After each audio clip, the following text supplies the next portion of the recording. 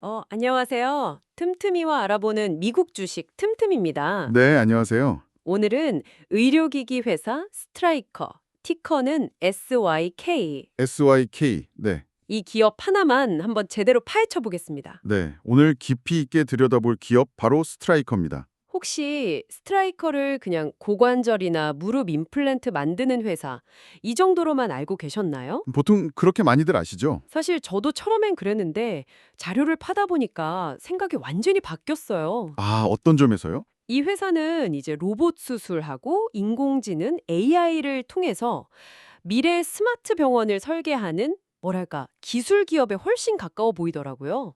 정확히 보셨어요. 전통적인 제조업체 이미지를 넘어서고 있죠. 이제는 데이터와 소프트웨어가 핵심 경쟁력인 기업으로 아주 빠르게 변모하고 있습니다. 그래서 오늘 저희의 미션은 아주 명확합니다. 2025년 4분기 실적 자료부터 네. 최신 애널리스트 리포트랑 또 회사의 M&A 전략 문서까지. 맞아요. 저희가 받은 자료들을 샅샅이 훑어서 스트라이커의 진짜 성장 엔진은 뭔지, 또 우리가 모르는 숨겨진 리스크는 없는지, 그리고 월스트리트는 이 기업의 미래를 어떻게 보고 있는지 그걸 알아보려고 합니다. 근데 이게 되게 재밌는 포인트가 있더라고요. 어떤 거죠? 지난 4년 연속으로 두 자릿수라는 정말 경이로운 유기적 성장을 기록했는데 네, 그렇죠. 바로 올해 2026년에 무려 4억 달러. 아, 그 관세 문제? 네, 우리 돈으로 약 5천억 원에 달하는 관세 폭탄을 정면으로 맞이하게 됐어요. 그렇죠. 엄청난 금액이죠. 와, 5천억 원이요. 매출도 아니고 그냥 이익에 타격을 주는 비용이 그 정도라는 거잖아요. 네, 맞습니다. 와, 정말 엄청난데요. 과연 이 파도를 넘어설 수 있을지 네, 그래서 오늘 그 얘기를 한번 제대로 파고 들어가 보죠. 좋습니다. 그럼 뭐부터 볼까요? 역시 가장 먼저 이 회사의 놀라운 성장세, 숫자부터 한번 짚어봐야죠. 네, 숫자부터 봐야죠. 2025년 연간 유기적 매출 성장률이 무려 10.3%? 10.3%요? 총 매출은 250억 달러를 넘었고요.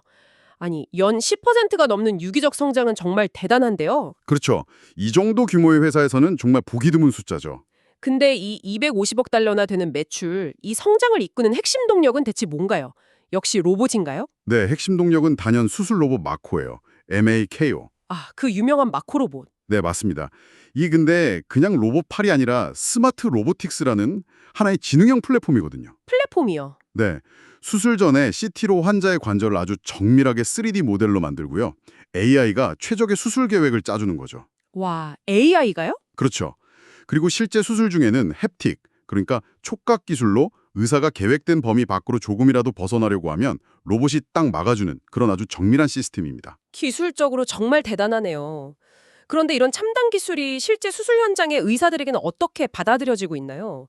아무리 기술이 좋아도 의사가 불편해하면 뭐 소용없잖아요. 아주 좋은 질문이에요. 실제로 한 무릎 외과 의사가 소셜뉴스 사이트인 레딧에 글을 올렸더라고요. 레디세요? 뭐라고 하던가요? 마코를 현존하는 최고의 로봇이라고 평가하면서도 결국 가장 중요한 건 의사의 경험이라고 강조했어요. 아, 결국은 사람이다. 그렇죠. 기술의 정밀함과 인간의 숙련도가 결합될 때 최고의 결과가 나온다는 거죠. 기술이 의사를 대체하는 게 아니라 최고의 조수가 되어주는 뭐 그런 개념입니다. 그렇군요. 결국 기술과 인간의 협업이 핵심이네요. 그럼 이 마크 로봇 시장에서 얼마나 위력적인가요? 데이터 같은 게 있을까요? 데이터가 모든 걸 말해주죠. 현재 전 세계에 3,000대 이상 설치가 됐고요. 3,000대. 2025년 4분기에는 역대 최다 설치 기록을 세웠어요. 와, 이제 미국에서는 무릎 수술의 3분의 2 이상, 고관절 수술의 3분의 1 이상이 이 마코로 이루어집니다. 와, 거의 시장을 장악했네요. 그렇죠. 근데 이게 무서운 점은 단순히 로봇을 파는 데서 그치는 게 아니라는 거예요. 그럼 뭐죠? 마코 로봇에 딱 맞는 스트라이커의 임플란트까지 함께 팔면서 일종의 생태계 잠금 효과를 만들고 있거든요. 아, 그 면도기와 면도날 비즈니스 모델. 네, 바로 그거죠. 의료기기 시작에 아주 성공적으로 적용한 거예요. 마코라는 비싼 면도기를 병원에 보급해서 스트라이커의 전용 임플란트라는 면도날을 계속 팔 수 있는 구조를 만든 셈이네요. 그렇죠. 근데 그 모델, 강력한 만큼 좀 위험하지 않나요? 병원들이 그 비싼 마코 로봇을 사놓고 혹시라도 더 저렴한 경쟁사 임플란트를 쓸 방법이 생기면 스트라이커 수익 모델에 큰 타격이 될 수도 있겠는데요? 핵심을 정확히 짚으셨네요. 물론 그런 리스크가 존재하죠. 그렇죠. 그래서 스트라이커는 하드웨어뿐만 아니라 소프트웨어적으로도 계속 잠금 장치를 걸고 있어요. 그래요. 네.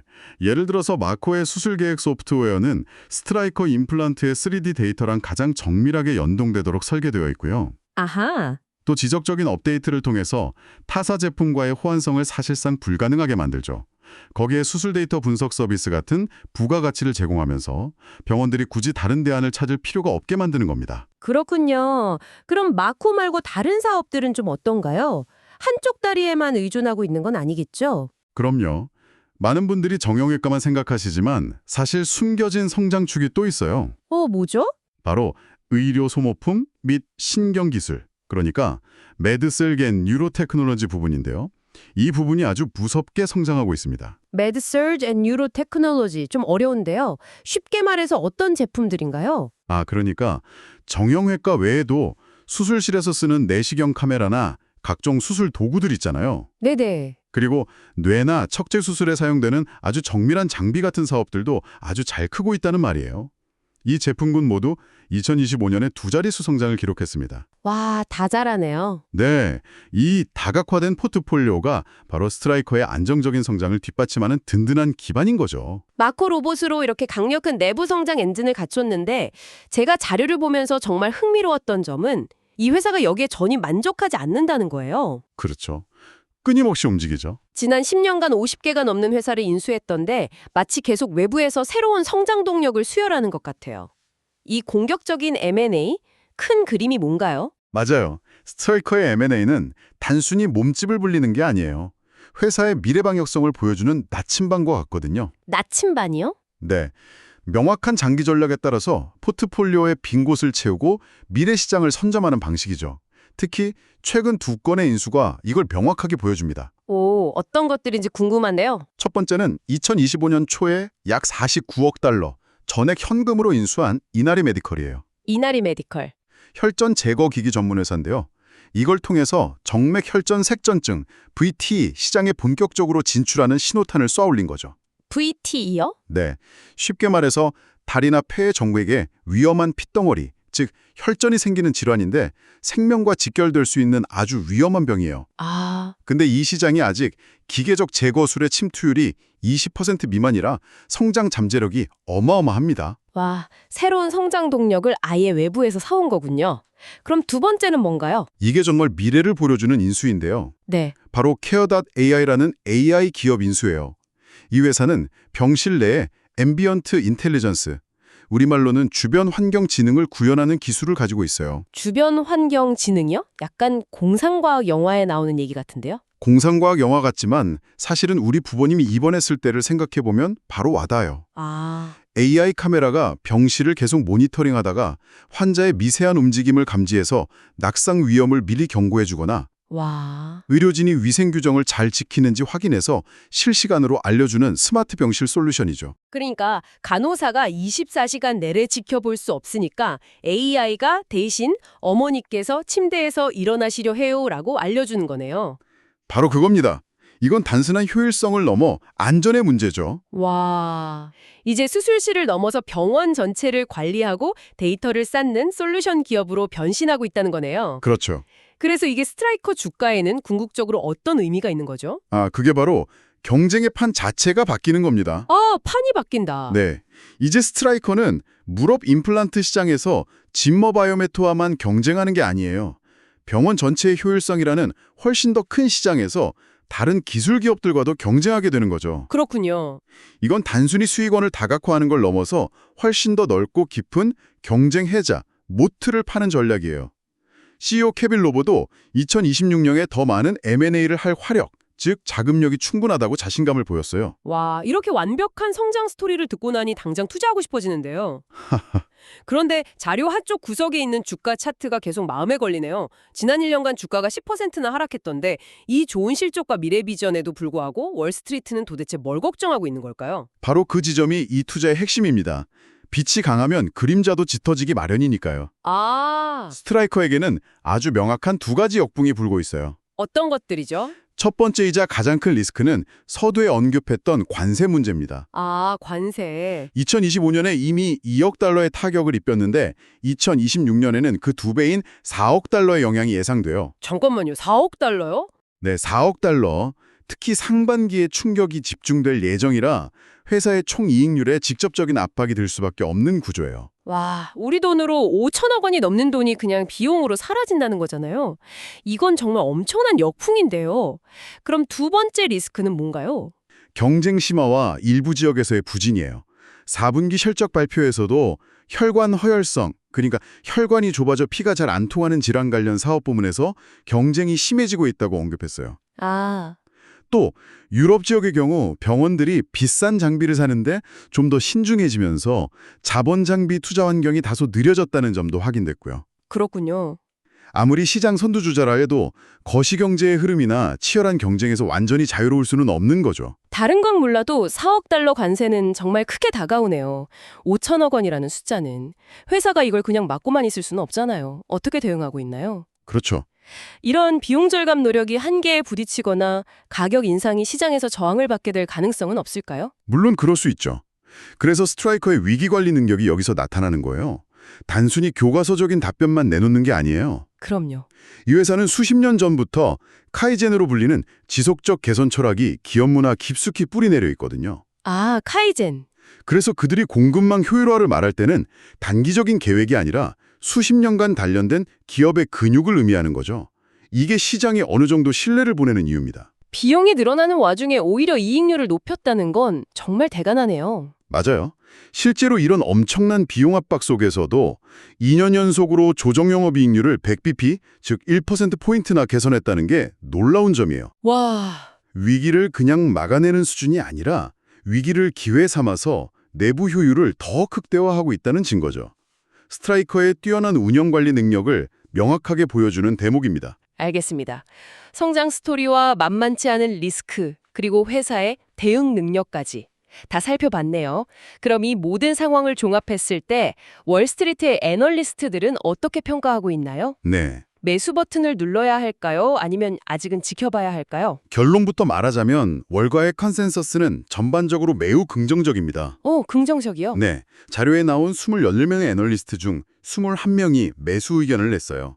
12개월 평균 목표 주가는 약 425달러. 425달러? 네. 현재 주가가 약 368달러니까 대비해서 15% 이상의 상승 여력을 보고 있는 거고요.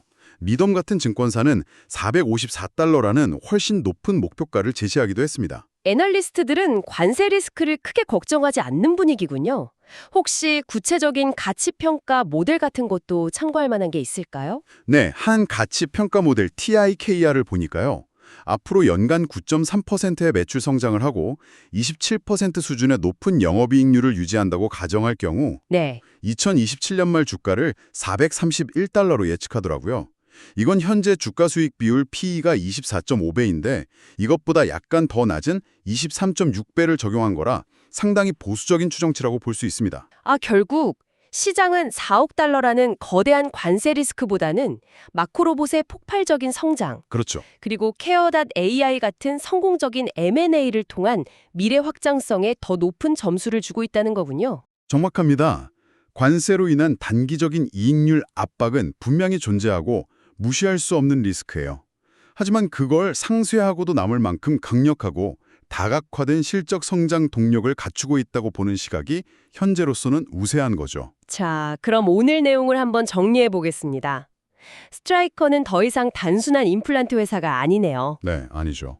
수술 로봇 마코라는 강력한 성장 엔진을 기반으로 M&A를 통해 스마트 병원이라는 새로운 시장으로 확장해 나가는 로봇과 AI 기술 기업으로 성공적으로 변신하고 있습니다. 하지만 잊지 말아야 할 것은 올해 닥칠 4억 달러의 관세라는 거대한 파도, 맞아요. 그리고 일부 사업부에서의 치열한 경쟁은 분명히 계속 지켜봐야 할 리스크라는 점이에요. 결국 스트라이커의 혁신과 그들이 자랑하는 운영 능력이 이 거대한 압박을 정말 이겨낼 수 있을지, 네, 그게 장기적인 주가의 향방을 가를 핵심이 될 겁니다. 맞아요. 정말 중요한 포인트네요. 마지막으로 구독자 여러분께 생각해 볼 질문을 하나 던져드리고 싶어요. 네, 어떤 질문이죠? 스트라이커는 케어.ai 같은 회사를 인수하면서 스스로 스마트 병원 플랫폼을 구축하려고 해요. 그렇죠. 동시에 엔비디아나 마이크로소프트 같은 빅테크 기업들은 헬스케어 AI에 기반이 되는 거대 기술을 만들고 있죠. 정말 흥미로운 지점이네요. 과연 스트라이커는 독자적인 헬스케어 기술 플랫폼의 간자가 될 수 있을까요? 아니면 미래의 스마트 생태계를 구현하기 위해 결국 빅테크와의 파트너십에 더 의존하게 될까요? 이 회사의 진정한 장기적 가치는 정밀한 의료기기 그 자체에 있을까요? 아니면 그 기기를 움직이고 병원 전체를 연결하는 AI 소프트웨어에 있을까요? 여러분의 생각을 남겨주세요.